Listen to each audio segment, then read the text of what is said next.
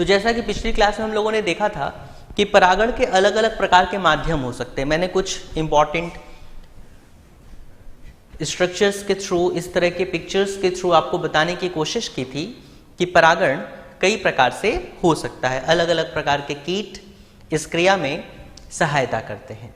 तो अलग अलग माध्यम होता है परागण का। हम लोगों ने पढ़ा कि परागण किसे कहते हैं, एक बार क्विक रिवीजन कर लेते हैं। बताया कि पौधों में जो परागकण होता है वो जब स्टिग्मा पे पहुंचता है तो उस घटना को हम क्या बोलते हैं, परागण। फिर हम लोगों ने पढ़ा परागण का एक और परिभाषा पढ़ा, एकदम आसान, आप अपनी कॉपी में मिला लीजिएगा, कि जब किसी पुष्प के परागकण निकलकर किसी पुष्प के वर्तिकाग्र पे चले जाएं तो इस घटना को हम क्या बोलते थे, परागण बोलते थे। फिर नेक्स्ट हम लोगों ने पढ़ा कि पराग कोश के स्फुटन से, मतलब बेसिक है, पराग कोश टूटेगा तो भाई उसमें से परागकण निकलेगा ही, और जो परागकण निकलेगा वो वर्तिकाग्र पे पहुंचेगा। इस पूरी घटना को हम परागण कहते थे। तो यहां हम लोगों ने परागण की कई सारी परिभाषा पढ़ी और आई होप कि आपको ये इतनी बार बता दिया कि आप सबको ये याद हो गया होगा परागण किसे कहते हैं। ठीक है, इसके बाद हम लोगों ने पढ़ा कि परागण की कौन कौन सी प्रमुख विधियां हैं, स्वपरागण, परपरागण। स्वपरागण के बारे में आपको बताया कि जो स्वपरागण होता है उसमें उसी पुष्प का परागकण उसी पुष्प के वर्तिकाग्र पे पहुंचता है। उसी पुष्प का परागकण उसी पुष्प के वर्तिकाग्र पे पहुंचता है। इस घटना को हम क्या बोल रहे थे, स्वपरागण। तो कल की क्लास में ये सारी चीजें आपको क्लियर हो गई होंगी, तो मैं क्विक रिकैप ले रहा हूं ताकि आप अच्छे से समझ जाएं। फिर बच्चों आपको बताया कि पुष्प में क्या क्या शर्तें होनी चाहिए। भाई स्वपरागण के लिए कुछ कंडीशन होना चाहिए, तो स्वपरागण में क्या क्या ऐसे कंडीशन होते हैं। तो पहला कंडीशन क्या था, बाइसेक्सुअल। फ्लावर क्या होना चाहिए, मेल और फीमेल दोनों होना चाहिए, क्योंकि जब मेल फीमेल दोनों रहेगा तभी परागण की घटना हो पाएगी। दूसरा, मेल और फीमेल दोनों भाग साथ साथ बड़ा होना चाहिए, ये भी हम लोगों ने पढ़ा था। तीसरी जो चीज थी वो था कि पुंकेसर स्त्री केसर के पास ही स्थित होना चाहिए। ये बातें हम लोगों ने समझी थी। फिर हम लोगों ने एक बड़ा ही महत्वपूर्ण बात समझा था कि कुछ पुष्प जो हैं वो कली अवस्था में रहते हैं, खिलते नहीं हैं। ऐसे पुष्पों को हम क्लिस्टोगैमस फूल कहते हैं। कॉमेलिना जैसे, कॉमेलिना एग्जाम्पल है इसका, कनकौवा। तो ये पुष्प कभी खिलते नहीं हैं, नॉन ब्लूमिंग फ्लावर्स। कल मैंने बहुत डिटेल में इसके बारे में पढ़ाया था। जिन बच्चों ने कल की क्लास नहीं की थी उनको एक बार कल की क्लास जरूर करनी चाहिए। फिर मैंने आपको गिंटोगैमी पढ़ाया था, सजात पुष्पी परागण। इसमें बताया था, आपको याद होगा कि इसमें पौधा तो वही रहता है। इसमें मैंने पढ़ाया था कि पौधा तो वही रहेगा, मान लीजिए प्लांट तो वही रहेगा, लेकिन फ्लावर बदल जाएगा। एक फूल यहां है ए, एक फूल यहां है बी। तो ए वाले का परागकण किस पे जा रहा था, बी पे। तो देखने में तो ये पर परागण जैसा दिख रहा है। तो मैंने बताया था कि क्रियात्मक रूप से ये पर परागण है, लेकिन अनुवांशिक रूप से ये स्वपरागण होता है। क्यों? क्योंकि इस पौधे से अगर गैमेट बन रहा है दोनों में, चाहे मेल चाहे फीमेल, तो मैंने ये बताया था कि अगर पौधा वही है तो अनुवांशिक लक्षण भी वही होंगे। तो दोनों पौधों के अनुवांशिक लक्षण सेम हुए दोनों फूलों में, तो नया तो कुछ मिला नहीं। तो स्वपरागण में तो यही होता है, लक्षण नहीं बदलेगा। तो वही चीज यहां पे है, लक्षण बदल नहीं रहा। तो इस तरह की घटना सजात पुष्पी परागण जो है कहलाती है। तो ये हम लोगों ने बेटा कल पढ़ा था, ये मैं आपको बता रहा हूं कि क्या क्या हम लोगों ने पढ़ा था। ठीक है, इसके बाद हम लोगों ने लाभ के बारे में पढ़ा था कि स्वपरागण जो होता है, आप अपनी कॉपी में लिखे होंगे अगर नोट्स बनाते होंगे तो, और नहीं बनाते हैं तो ये गंदी बात है। नोट्स जरूर बनाने चाहिए। यही नोट्स आपको काम आते हैं एग्जाम के टाइम पे, क्योंकि उस समय इतना वक्त नहीं होता कि आप सारे क्लास को बैठ के देखोगे। नोट्स रहेगा, आपका लिखा हुआ है, तो आप अच्छे से उसको सीख सकते हो। तो नोट्स जरूर बनाएं। स्वपरागण से लाभ बताया था कि इससे परागकण नष्ट होने की संभावना क्या होती है? कम, क्योंकि मैंने बताया था ना कि बहुत कम परागण बनते हैं। तो परागकण जब कम बनेंगे तो क्या होगा?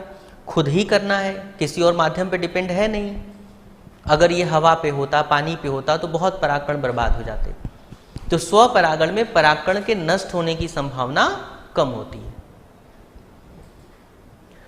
आपको बताया कि परागकण की सुरक्षा ज्यादा होती है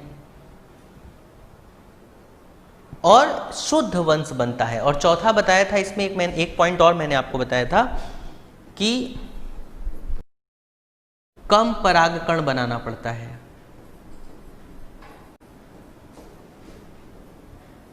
परागकण जो है वो क्या बनाना पड़ता है? कम परागकण बनाना पड़ता है। तो इससे पौधों का बहुत मेहनत बच जाता है। परागकण कम बनाना पड़ता है। तो ये हम लोगों ने लाभ के बारे में पढ़ा था। फिर इसके बाद बारी आई थी हानि की। पहली हानि क्या थी? कोई नया लक्षण नहीं आएगा। दूसरी हानि क्या थी? रोग प्रतिरक्षा में कमी होगी, क्योंकि ऐसे शुद्ध जातियां जल्दी बीमार होती हैं। मैंने आपको जर्सी गाय का एग्जाम्पल दिया था। और गुणों में कमी होती है, वैसे गुण नहीं होते जैसे हमें चाहिए, तो हमें क्रॉस पॉलिनेशन करना पड़ेगा। तो यहां तक हम लोगों ने कल पढ़ा। आज की क्लास इसके आगे चलेगी। तो आइए क्लास में आगे बढ़ने के पहले देख लेते हैं कौन कौन से बच्चे हमारे साथ जुड़ चुके हैं। और आप सभी बच्चे अपने अपने कॉपी पेन लेकर के तैयार रहिए। हम लोग चलते हैं आज की क्लास की तरफ। तो काफ़ी सारे बच्चे जुड़ गए हैं। Ramdev Baba good evening, Bhole Pandey, Jayaprakash, Hrithik Singh and Shrish Jaiswal, R K Yadav, अमन दुबे, अनुराग यादव, स्नेहा राय, ओम दत्त, दीपा, आशीष, किशन, आस्था, चंदन, ऋतिक, आप सभी बच्चों को बहुत बहुत गुड इवनिंग बेटा। उम्मीद है कि आप सब अपने अपने नोट्स बना रहे होंगे। खास करके जो 12th के स्टूडेंट्स हैं हमारे पास, उनके लिए बहुत ज़रूरी है। और जो कंपटीशन के स्टूडेंट्स हैं वो अपने कंपटीशन के लिए अच्छे से चीज़ों को पढ़ें। ठीक है, तो चलिए बेटा आगे बढ़ते हैं हम लोग। तो आज की जो क्लास है वो डिपेंड करती है हमारे अगले टॉपिक की तरफ, जिसका नाम है पर परागण। तो फटाक से अपनी कॉपी पे हेडिंग डाल दो, पर परागण। तो भाई कल हम लोगों ने पढ़ा स्वपरागण। अब ये पर परागण क्या है? मान लो ये कोई पौधा है और ये उसका फ्लावर है, जिसको हम बोल रहे हैं ए। तो एक पौधे से परागकण दूसरे पौधे बी पर चला जाए, यानी एक पुष्प का परागकण किसी पुष्प का परागकण किसी दूसरे पौधे के ऊपर, किसी दूसरे पौधे के पुष्प के वर्तिकाग्र पे चला जाए। देखिए परागकण तो वर्तिकाग्र पे जाएगा ही, बस अंतर इतना है कि इस पौधे से उस पौधे पे चला गया, बस यही घटना जो है क्या कहलाएगी? पर परागण। तो अन्य पादप के पुष्प के वर्तिकाग्र तक पहुंचने की क्रिया को अन्य पादप के पुष्प के वर्तिकाग्र तक पहुंचने की क्रिया को हम क्या बोलते हैं? पर परागण। तो अन्य पादप के यानी किसी पुष्प के परागकण उसी जाति के किसी अन्य पुष्प के वर्तिकाग्र पर चले जाएं तो इसे हम पर परागण कहते हैं, जैसा कि यहां पे लिखा हुआ है। तो पर परागण क्या है? किसी पुष्प के परागकण उसी जाति के, देखिए जाति तो सेम होनी चाहिए, तो मैंने पहले भी बताया। गुड़हल का गुलाब पे चला जाएगा तो कुछ नहीं होगा, तो गुड़हल का गुड़हल पे ही जाना चाहिए, गुलाब का गुलाब पे ही जाना चाहिए। तो किसी पुष्प के परागकण उसी जाति के किसी दूसरे पुष्प पे, जो कि किसी दूसरे पौधे पे हो, उसके वर्तिकाग्र पे चला जाए तो इसे हम क्या बोलेंगे? पर परागण। नेक्स्ट, अब बात होती है कि पर परागण के क्या क्या तरीके हैं। कह रहा है कि पर परागण के साधन, भाई पर परागण होगा तो कोई माध्यम चाहिए ना, तो आपसे प्रश्न करेगा कि पर परागण के साधन क्या हैं, अभिकर्मक क्या है, वाहक क्या है, कारक क्या है। इन सब का उत्तर एक है। इन सब का उत्तर क्या है? एक है। तो पर परागण के कई सारे वाहन होते हैं। क्या क्या हो सकते हैं? एक होते हैं अबायोटिक,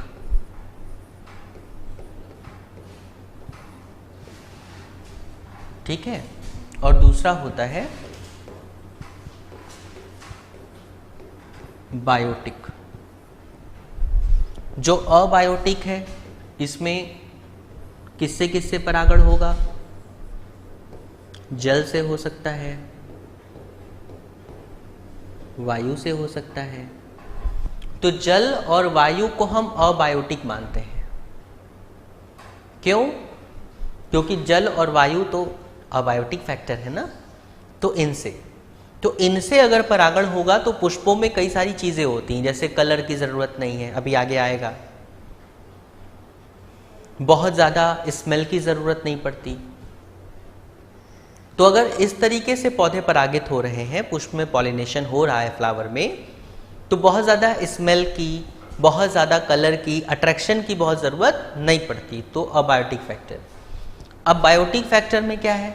बायोटिक फैक्टर में कई सारे फैक्टर होते हैं, जैसे मनुष्य है, पक्षी है, जैसा कि मैंने एक चार्ट भी दिखाया था, अलग अलग जीवों से अलग अलग परागण है ना। घोंघा है,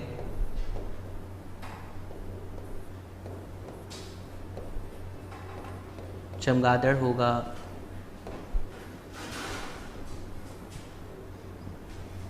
ठीक इसी तरह से हाथी होगा, गिलहरी होगा, मतलब तमाम तरह के जीव होंगे।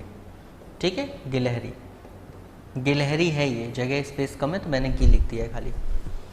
तो मनुष्य है, पक्षी है, घोंघा है, हाथी है, चमगादड़ है, गिलहरी है, कीट है। ठीक है, यहाँ पे कीट भी लिख सकते हैं हम लोग।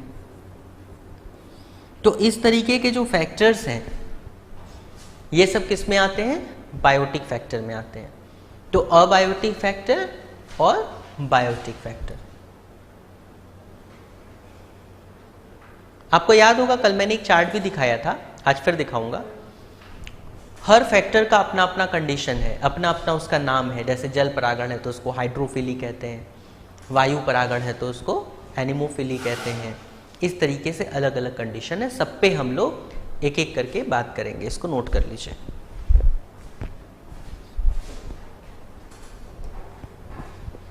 अब सबसे पहले बात करेंगे जल परागण के बारे में। तो पहला पॉइंट अपनी कॉपी पे रखेंगे आप, जल परागण। जल परागण को हम बोलते हैं हाइड्रोफिली। क्या बोलते हैं? हाइड्रोफिली।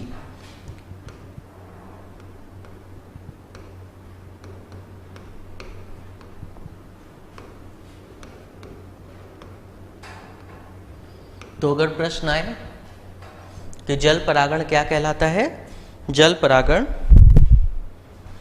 हाइड्रोफिली कहलाता है, तो ये ध्यान रखना है।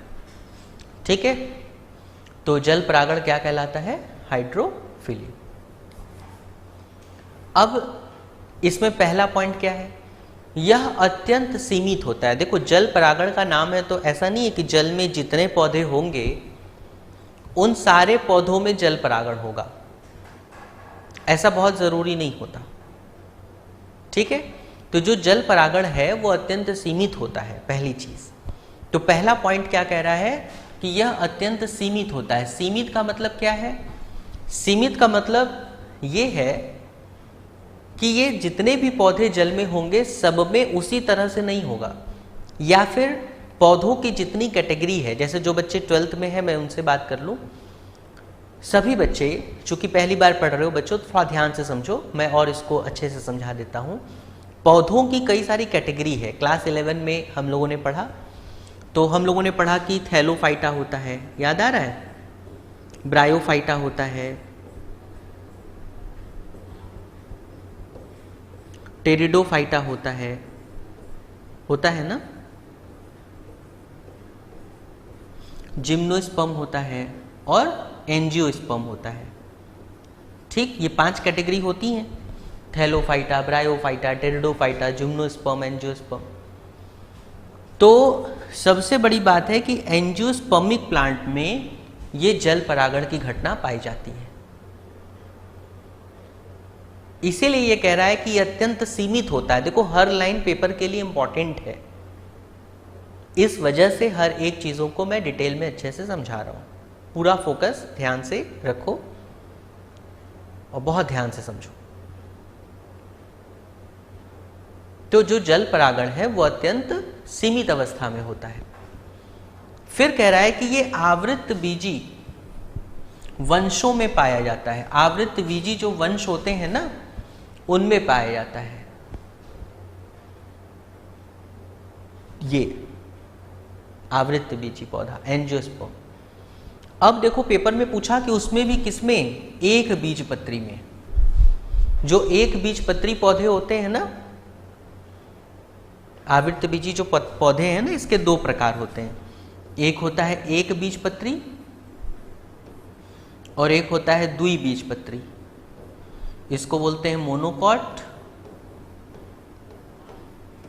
और इसको बोलते हैं डाइकॉट। याद है, मैंने एक होमवर्क दिया था, सबने किया है? कितने लोगों ने होमवर्क किया, जरा बताओ तो कमेंट में। कितने लोगों ने मेरे इस होमवर्क को किया है? एक बीजपत्री, 2 बीजपत्री का चार्ट कितने लोगों ने बना लिया? जरा देखें कितने लोगों ने बना लिया भाई। किसी ने बनाया?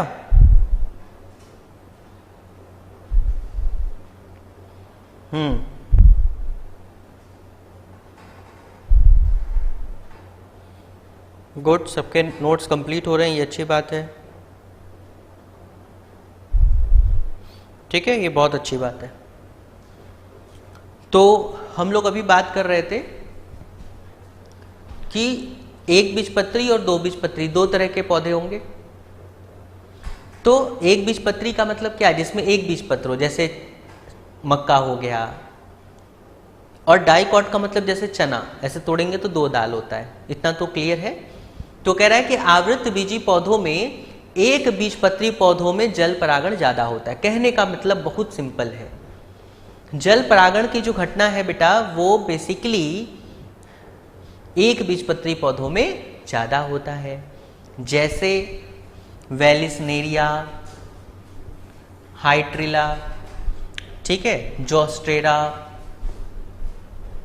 तो इन पौधों में ज्यादा होता है। तो अगर पेपर में पूछ दे तो आपको याद रखना है कि ये सब मोनोकॉट है। जोस्टेरा तो खास करके कई बार पूछा हुआ है, तो ये सब चीजें याद रखना है। हम लोग चलते हैं अगले कॉन्सेप्ट की तरफ। आप इसका स्क्रीनशॉट ले लीजिएगा, अच्छे से नोट आउट कर लीजिएगा।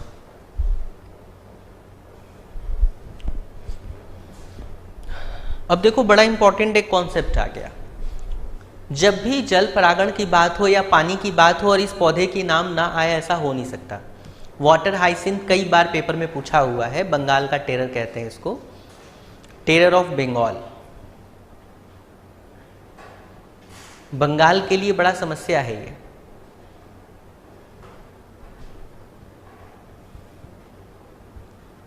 इसके बारे में पहले भी हमने बात किया था आपसे, आपको याद होगा। वाटर ऑक्सीजन को एब्जॉर्ब कर लेता है, पूरा ट्रैप कर लेता है सिस्टम को। तो जो एक्वेटिक एनिमल्स हैं, जो जलीय जीव हैं, उनका रहना बड़ा मुश्किल हो जाता है, क्योंकि ये पूरे रास्ते को कर लेता है। तो जब ये ऑर्गेनिज्म जब एक जगह से दूसरी जगह चलते हैं तो उनका रास्ता ब्लॉक हो जाता है। साथ ही साथ पानी का पूरा ऑक्सीजन खींच लेता है, तो जीवों को वहाँ रहना मुश्किल हो जाएगा। एक तो रास्ता ब्लॉक कर दिया, दूसरा ऑक्सीजन भी खींच ले रहा है, और इसका जनरेशन बड़ा तेज होता है, बहुत तेज ग्रोथ करता है। इसको बड़े आराम से देखा जा सकता है।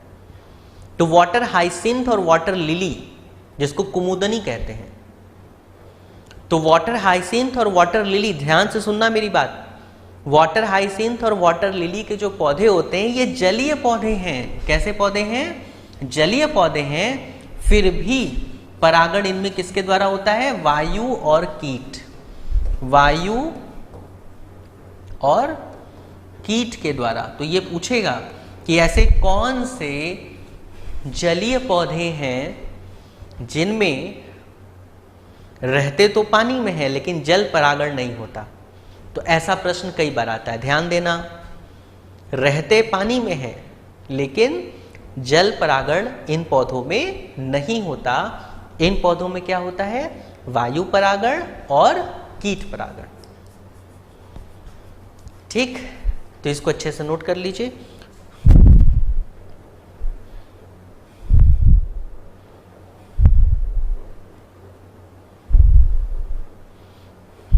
ठीक, सबने बना लिया है? भोले पांडे ने बताया कि हाँ सर बना लिए हैं, ज्ञान प्रकाश ने भी बना लिया है। और बाकी बच्चों का क्या है? बाकी बच्चे भी बना रहे हैं? ठीक है बेटा, बना लो, सभी लोग बना लो, बनाना बहुत ज़रूरी है। ठीक है, बनाना बहुत ज़रूरी है। मैं देख रहा हूँ और भी बच्चे हैं।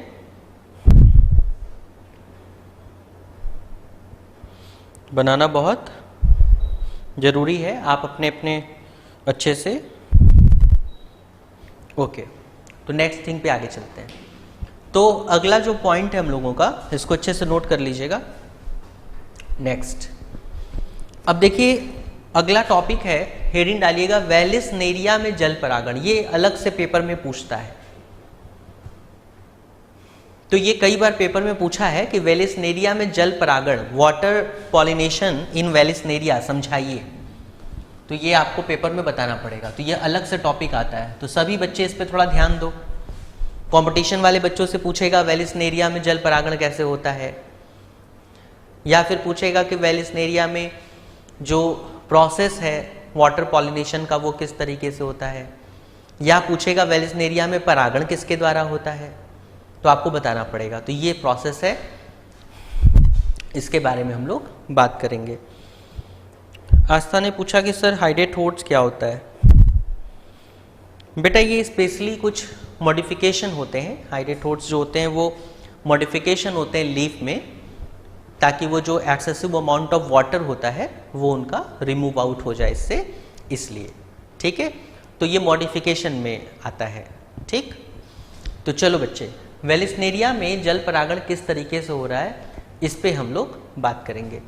कह रहा है वेलिसनेरिया में जो फीमेल फ्लावर होता है, ध्यान से सुनना, वेलिसनेरिया में जो फीमेल फ्लावर होता है वो एक लंबे स्ट्रक्चर के थ्रू क्या होता है? जुड़ा होता है।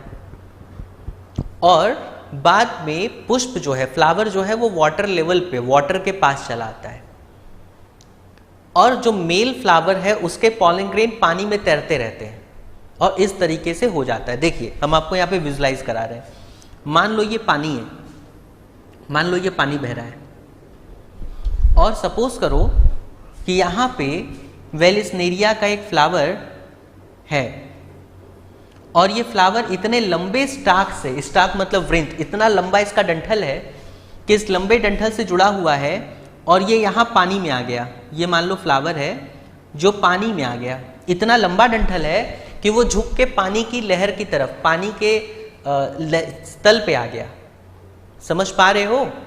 ये पानी है और ये जमीन पे ये फ्लावर्स जो हैं, वेलिसनेरिया जो है वो वाटर के आसपास लगा हुआ है, और इतना लंबा इसका डंठल हो गया कि ये इसको पानी के सतह पे ले आया। यहाँ पे सपोज कर लो मेल फ्लावर है, और मेल फ्लावर के मतलब कि जो नर पौधा है, इस पौधे के पराग कण पानी में गिर गए और वो पानी में बहते हुए जा रहे हैं। अब क्या हुआ कि फीमेल फ्लावर यहां पे है, तो ये परागकण इजीली यहां तक पहुंच गया कि नहीं? तो मेल फ्लावर के परागकण फीमेल फ्लावर के वर्तिकाग्र पे पहुंचाने का काम कौन किया? कहीं ना कहीं वाटर किया। तो इसलिए ये कहानी लिखी हुई है। आपको मैं ऐसे भी समझा सकता था, फिर भी मैंने लिखा है यहाँ पे कि आप एग्जाम में कैसे लिखोगे, क्योंकि एग्जाम में तो हमें साइंटिफिक लैंग्वेज में लिखना होता है ना। एग्जाम में तो साइंटिफिक लैंग्वेज में लिखना होता है ना, ठीक, तो ये ध्यान रखना है। आस्था ने बिल्कुल सही बताया है, फीमेल फ्लावर जो होती है वो बड़ी होती है और मेल फ्लावर जो होता है वो छोटा होता है। मैंने पहले भी कहा है बायो में हमेशा फीमेल बड़ा और मेल छोटा होता है, ऐसा होता है। बायोलॉजी में चाहे आप पपीते का पौधा देख लो, किसी पेड़ को देख के पहचान सकते हो। अगर ऊंचा है ना, समझ जाओ फ्लावर जो है वो फीमेल प्लांट है, और अगर नीचा है तो समझ जाओ कि वो मेल है।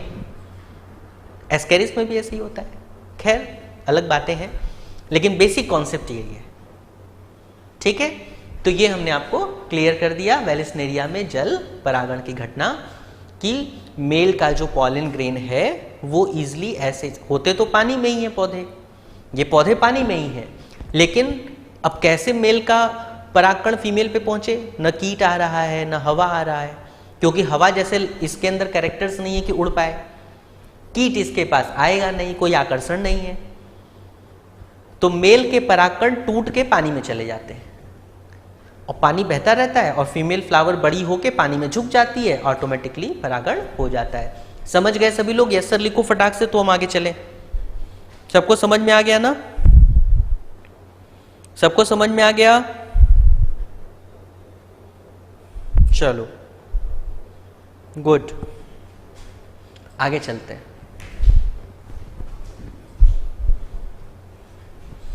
नेक्स्ट अगला टॉपिक जो पेपर में बहुत इंपॉर्टेंट है, जोस्टेरा में समुद्र से परागण। समुद्र का मतलब पानी, तो ये भी पेपर में आएगा कि जोस्टेरा में परागण कैसे होता है। ये है आंसर। जोस्टेरा को समुद्री घास कहते हैं, सी ग्रास। जोस्टेरा को क्या कहते हैं? Sea grass. तो समुद्री जो घास होता है उसमें भी जल परागण होता है। ये पूछेगा कि जोस्टेरा में परागण कैसे होता है, तो ध्यान रखना जोस्टेरा में परागण समुद्रों में यानी पानी से होता है। कह रहा है कि समुद्री घास में, जोस्टेरा में जो मेल फ्लावर है वो पानी के सतह के नीचे होता है, और जो मेल फ्लावर है वो पानी के नीचे जब है तो उसके पॉलन ग्रेन पानी में जाएंगे, और उस निचले सतह पे जो फीमेल फ्लावर है वो है, तो पानी के सतह के नीचे परागण होता है, इसीलिए इसको अधोजल परागण भी कहते हैं। अधोजल, हाइपोहाइड्रोगैमस। क्या बोलते हैं? हाइपोहाइड्रोगैमस इसको बोलते हैं। मैं यहां लिख रहा हूं हाइपोहाइड्रोगैमस।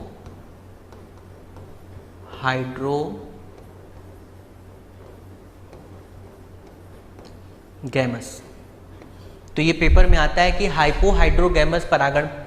थोड़ा एग्जांपल दीजिए, आपका आंसर है कि मान लो ये समुद्र है, सपोज करो इस समुद्र के पानी के तल के नीचे जोस्टेरा अपने पॉलन ग्रेन्स छोड़ दिया, और नीचे जो है वो फीमेल पार्ट है, और वहां तक पॉलन ग्रेन पहुंच जाता है पानी के माध्यम से और परागण होता है। तो पानी जो है वो एक इस तरह की माध्यम है कि वो पराग कणों को वर्तिकाग्र तक पहुंचाती है। वर्तिकाग्र थोड़ी ना चल करके आएगा, परागण ही ना चल करके जाएगा। अच्छा, कई बच्चे मेरे से पूछते हैं कि सर पराग कण और परागण क्या है? कई बच्चे ऐसा पूछते हैं। अब कुछ लोग हंस रहे होंगे, हंसना नहीं है, समझना है भाई। जिसको नहीं समझ में आया उसको भी तो समझना चाहिए। तो सुनो बेटा, जिसको नहीं समझ में है, पराग कण पुष्प का मेल गैमिट है। जैसे ह्यूमन में स्पर्म होता है, वैसे पौधों में पराग कण होता है। यहां लिख रहे हैं पराग कण। ये कंफ्यूजन मैंने एक ऐसे स्टूडेंट में देखा जो इसको मैं बहुत ब्रिलियंट समझता था। अब तुम कहोगे कि सर ऐसे ऐसे बच्चों को ब्रिलियंट समझ लेते हैं। भाई ब्रिलियंट किसी के चेहरे पे नहीं लिखा होता है, पढ़ाई दिमाग से होती है, चेहरे वेहरे से थोड़ी ना होती है। तो एक बहुत अच्छा स्टूडेंट था जिसके नंबर भी अच्छे आते थे, सब कुछ बढ़िया। उसने एक दिन मेरे से ये पूछा, उस दिन मैं शॉक हो गया। मुझे लगा कि नहीं, कन्फ्यूज़न किसी चीज़ में हो सकता है। आप किसी को नहीं कह सकते कि बहुत ज़्यादा बहुत कम, किसी के नॉलेज को तौल नहीं सकते। इसलिए पढ़ाई हमेशा सीखने की प्रक्रिया है। शिक्षा अनवरत अधिगम कहा गया है, कॉन्टिन्यू लर्निंग प्रोसेस है। It is a process of learning, सीखने की प्रक्रिया है। खैर, मैं मेन मुद्दे पे बात कर रहा हूं, परागकण और परागण। ध्यान दो बेटा, जिसको कंफ्यूजन है देख ले, देखो अंतर देखो क्या है। परागकण, कई बच्चे पूछते हैं ऐसा, मुझे अचानक ध्यान आ गया कि मैं बता दूं, मुझे उस बच्चे की बात याद आ गई। बड़ा अच्छा स्टूडेंट था, लेकिन उसने मेरे से जब ये प्रश्न किया तो मुझे लगा कि यहां भी कुछ बच्चों को समझना चाहिए। परागकण जो है वो पुष्प का मेल गैमिट है। जैसे मैंने बताया कि ह्यूमन में स्पर्म सेल्स होते हैं, वैसे ही फ्लावर का मेल गैमिट है परागकण। और जो प्रक्रिया हम लोग पढ़ रहे हैं ना कि पुष्प के परागकणों को स्टिग्मा पे जाने की जो क्रिया हो रही है, वर्तिकाग्र पे जाने की जो क्रिया हो रही है, वो कहलाती है परागण। अब तो समझ में आ गया। परागण क्या है? प्रोसेस है। थोड़ा थोड़ा इंग्लिश भी चलना चाहिए ना, ये सब ऐसी चीजें हैं जो समझ में आनी चाहिए। अब तो समझ में आ गया सबको। तो परागकण क्या है? Male gamete. और परागण क्या है? वो घटना है, वो प्रोसेस है जिसमें मेल गैमेट फीमेल स्टिग्मा के ऊपर पहुंचेगा। ठीक, चलो सबको समझ में आ गया, आगे चलते हैं। नेक्स्ट थिंग, जो चीज आ जाए वो आसान होती है और जो चीज ना आए वो कठिन होती है। दुनिया में उससे बड़ा कोई प्रश्न नहीं है। इसलिए किसी भी चीज को छोटा नहीं समझना है। पढ़ाई का यही एकमात्र नियम है, न तो कोई चीज इसमें बड़ा है न तो कोई चीज इसमें छोटा है। जो सामने आए उसको पढ़ते हुए आगे बढ़ना है। ठीक है, चलिए। कह रहा है कि जल से परागण होने वाली पुष्पों में क्या विशेषता होती है। तो अगला हेडिंग है जल परागित पुष्पों की विशेषता, क्वालिटी। क्वालिटी क्या है? वाटर परागण, वाटर पॉलिनेटेड प्लांट्स में क्या प्रॉपर्टी होती है? भाई क्या सारे पौधों में जल परागण करा सकते हैं क्या? गुड़हल को लेके फेंक दीजिए जल परागण कराइए, नहीं होगा। क्यों? क्योंकि कुछ कंडीशन होना चाहिए। हर चीज जहां रहती है उसके हिसाब से अनुकूलित होती है। जैसे ऊंट रेगिस्तान में रहने लायक है, गाय इधर जमीन पे रहने लायक है। गाय को ले जाके रेगिस्तान में रख दीजिए, गर्मी से मर जाएगी। तो हर ऑर्गेनिज्म अपने अपने हिसाब से क्या है? अनुकूलित है। तो पौधों में क्या अनुकूलन है, यही प्रश्न पूछेगा। अब मैंने पढ़ा दिया जल परागित पुष्पों की विशेषता, अब वहां एग्जाम में आएगा कि जल के लिए क्या अनुकूलता है। बात तो वही है, तो दिमाग लगा के समझना है। अब देखिए, कह रहा है पहला पॉइंट कि पराग कण जो है वो लंबे फीते के समान होते हैं। भाई अगर लंबाई में होंगे तभी तो पानी में झुक करके जाएंगे, इसलिए तो लंबे फीते के समान, थ्रेड लाइक। दूसरा, चूंकि पानी से परागण होना है और पानी तो सजीव है नहीं कि कलर और रंग पे आकर्षित होगा, तो ऐसे पुष्पों में न तो रंग होता है न तो गंध होता है। तो आप इजीली देख के पहचान सकते हो। जिस पुष्प में बहुत ज्यादा रंग हो, बहुत ज्यादा गंध हो, तो आप कह सकते हैं कि इसमें परागण किसी सजीव के माध्यम से होता होगा। तो इन पुष्पों में रंग और गंध नहीं होता। नेक्स्ट, इन पुष्पों में मकरंद नहीं होता, क्योंकि कीट तो आएंगे नहीं इनके पास। और मकरंद कौन लेता है? कीट लेते हैं, क्योंकि कीट इस मकरंद से क्या बनाएंगे? शहद बनाएंगे, अपना भोजन प्राप्त करेंगे। तो पुष्प में कीटों को क्या चाहिए? मकरंद चाहिए। अब यहां कीट तो आना नहीं, इसलिए मकरंद की जरूरत नहीं है। अब इसी को उल्टा कर दो तो कीटों से हो जाएगा। भाई कीट अगर बुलाना है तो क्या करना पड़ेगा? रंग लाना पड़ेगा, गंध लाना पड़ेगा, मकरंद रखना पड़ेगा। देखिए, एक टॉपिक पढ़ा, उसके हिसाब से आप आगे की चीजों को समझ सकते हो। तो जल परागित पुष्पों में ऐसा होता है, ये ध्यान रखना है। नोट कर लेना अच्छे से, समझ भी लेना। नेक्स्ट, अगली टॉपिक आ गई वायु परागण। फटाक से अपनी कॉपी पे हेडिंग डाल दो, वायु परागण।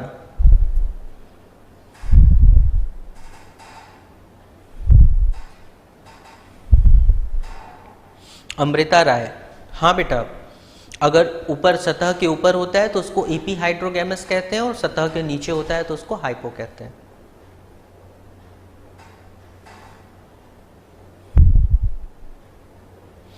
ओके, आगे चलते हैं। वायु परागण वाले पुष्पों में क्या विशेषता होती है? भाई सिंपल है, वायु परागण वाले पुष्पों में क्या होता होगा? सिंपल सी बात है कि मान लो कोई फ्लावर है और जब हवा बहती होगी तो इसके परागकण हवा के साथ क्या होते हैं? बहते हैं और एक स्थान से दूसरे स्थान पे पहुंच जाते हैं। गर्मी में देखा है कई बार ऐसे छोटा छोटा उड़ता हुआ चला आता है, देखा होगा, ऐसा तो मिलता है, हर जगह है। छोटा सा ऐसे उड़ता हुआ आता है, वाइट वाइट कलर का, रोए रोए टाइप का, देखा है? ऐसा पकड़ लेते थे ऐसे। कोई बताएगा क्या है वो? कमेंट में फटाक से। देखा है कि नहीं तुम लोगों ने? एक वाइट वाइट आता है रुई टाइप का, ऐसे छोटे छोटे रोए होते हैं उसके, गर्मी के दिनों में खास करके, और उसको कई बार छोटे बच्चे ऐसे पकड़ते हैं और फिर उड़ा देते हैं। क्या होता है वो? आप बताइए, अगर नहीं बताएंगे तो हम बताएंगे, ठीक है? तो वायु परागण में क्या होता है? वायु परागण पुष्पों में कुछ कुछ विशेषताएं होती हैं। पहला विशेषता, इनके परागकण हल्के। सबसे बड़ी बात, कैसा होना चाहिए? हल्का। परागकण हल्के होंगे तभी ना उड़ पाएंगे। और चिपचिपाहट रहित होने चाहिए। चिपचिपाहट रहित मतलब ऐसा न हो कि किसी सरफेस पे गया और चिपक गया। अब हवा उसको जबरदस्ती छुड़ाएगा थोड़ी ना, हवा तो धीमे धीमे बहेगा ना। तो ऐसा होना चाहिए कि एकदम फ्री हो, जैसे वो व्हाइट वाला उड़ता हुआ आता। अगर तुम समझ पा रहे होगे तो तुम देखे होगे। तो हल्का होना चाहिए और चिपचिपाहट रहित होना चाहिए। इनके पुंकेसर लंबे होते हैं और अनावृत होते हैं। मतलब पुंकेसर लंबे का मतलब कि जो पॉलन ग्रेन्स जिसमें होते हैं वो ऐसा बड़ा बड़ा होता है कि इजीली वो हवा के संपर्क में रहे। यानी जो एंथर वाला पॉइंट है ना, जिसमें एंथर पढ़ाए थे, जनरल फूलों में एंथर अंदर होता है। मैंने एक डायग्राम जो तुम्हें दिखाया था इस तरह का, तो इसमें तुमने देखा था कि एंथर अंदर था। अब ये अंदर रहेगा तो हवा अंदर से थोड़ी ना इसको उड़ा के लेके जाएगा। तो इसमें ये इतना लंबा होता है कि इजीली हवा के संपर्क में रहे। दूसरा, अनावृत मतलब कैलिक्स और कोरोला इसको घेरे नहीं रहते। जैसे यहाँ पे क्या है, कैलिक्स और कोरोला इसको क्या किए हुए हैं? कवर किए हुए हैं, तो हवा का प्रभाव नहीं पड़ेगा। लेकिन यहाँ पे क्या है, एयर पॉलिनेटेड प्लांट्स में कैलिक्स और कोरोला बहुत कम, छोटे या नहीं होते। वर्तिकाग्र क्या होनी चाहिए? बड़ी होनी चाहिए। एयर पॉलिनेटेड प्लांट में जो वर्तिकाग्र है, जो फीमेल वाला स्टिग्मा है, वो भी ऊंचा होना चाहिए ना। तो ऐसे पौधे मैदानी इलाकों में पाए जाते हैं। ऐसे पौधे खुले स्पेस में पाए जाते हैं जहां हवा बहता हो, और जमीन से बहुत ऊंचे होते हैं ऐसे पौधे, ताकि हवा इजिली इनके पॉलन ग्रेन्स को लेकर के चल सके। और फीमेल पार्ट भी इजिली हवा में होता है ताकि वहां पे पॉलन ग्रेन्स की लैंडिंग हो सके। तो बेसिक कॉन्सेप्ट है कि मेल फीमेल दोनों स्ट्रक्चर्स इजिली एयर के कांटेक्ट में होना चाहिए। ऐसे में बीजांड बड़ा होता है। और सबसे बड़ी बात कि ऐसे स्ट्रक्चर्स में असंख्य पुष्प गुच्छे के रूप में होते हैं, क्योंकि हवा में क्या होगा, कीट क्या करेगा, कुछ ही पॉलन ग्रेन लेके चलेगा, लेकिन हवा क्या करेगी, एक साथ बहुत सारा पॉलन ग्रेन लेके चलेगी। भाई आंधी आया, बहुत सारा पॉलन ग्रेन उड़ा गया। तो ऐसे में ढेर सारा फ्लावर भी होना चाहिए उसको ट्रैप करने के लिए। तो असंख्य परागकण एक साथ पूरे गुच्छे को परागण करता है। तो 4 बातें याद रखनी है। नंबर 1, हल्का होना चाहिए, चिपचिपाहट नहीं होनी चाहिए, मेल फीमेल दोनों बड़े होने चाहिए, किसी चीज से घिरे हुए नहीं होने चाहिए, अंडाशय और जो बीजांड जो है वो बड़ा होना चाहिए, और फूल गुच्छे में होता है ताकि इजीली उसमें परागण की घटना हो सके। ये सब चीजें अच्छे से नोट कर लेना, ठीक, वाह भाई, सभी लोग बता भी दिए व्हाइट वाले स्ट्रक्चर का नाम। गांव में उसको मंदार के पौधे पर रहता है। Corolla and calyx are not present. हम लोगों ने बहुत उड़ाया है, बहुत बढ़िया, अभी और मिलेगा। ठीक है, तो ये सारी चीज़ें सारे बच्चों को समझ में आ गई। तो बेटा समय तो समाप्त हो गया आज का, तो आज की क्लास में इतने ही रहने देते हैं, यहीं तक। कल की क्लास में इसके आगे बहुत सारी बातें करेंगे और वायु परागण से रिलेटेड और बाकी की चीज़ों से रिलेटेड बहुत सारी बातें करेंगे। आज की क्लास में आने के लिए, कमेंट करने के लिए, बने रहने के लिए बहुत बहुत धन्यवाद। इसे लाइक ज़रूर करें, शेयर ज़रूर करें और चैनल को सब्सक्राइब भी करें। सभी लोगों को बाय बाय।